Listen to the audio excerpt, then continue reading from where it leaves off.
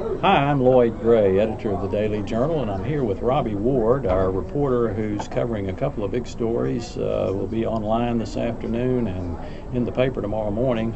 First of all, Robbie, big day yesterday with the 5-year flight of the Berettas, one of the top 15 fugitives in the United States captured.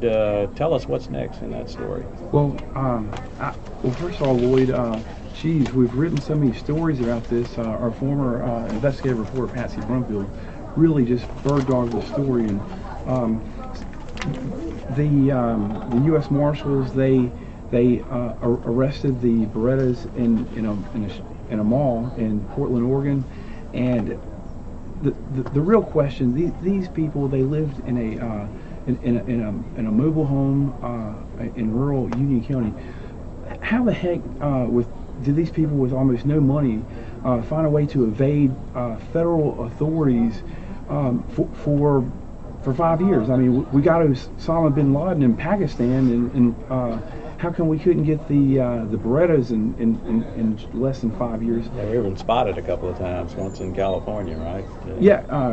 California, authorities had were on their trail in Mexico, but they just couldn't quite catch up with them until they got a tip, an anonymous tip, earlier this week, and now they're in the county jail in Portland, and one day next week they're going to be in the county jail in New Albany.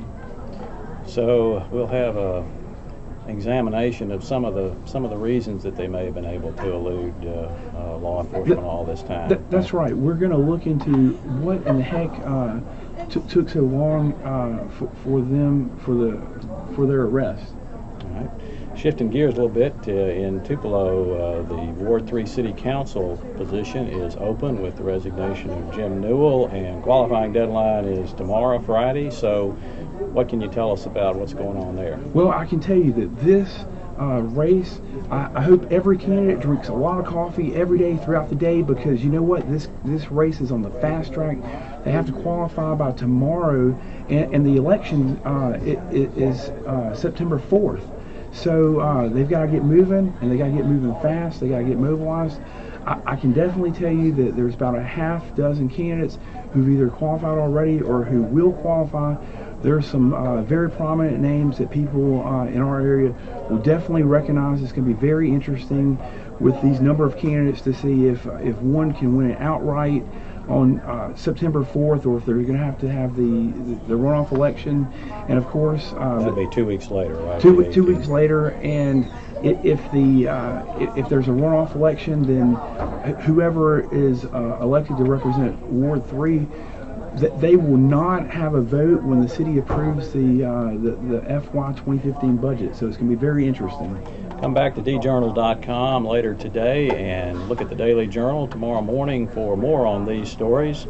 Thank you for listening.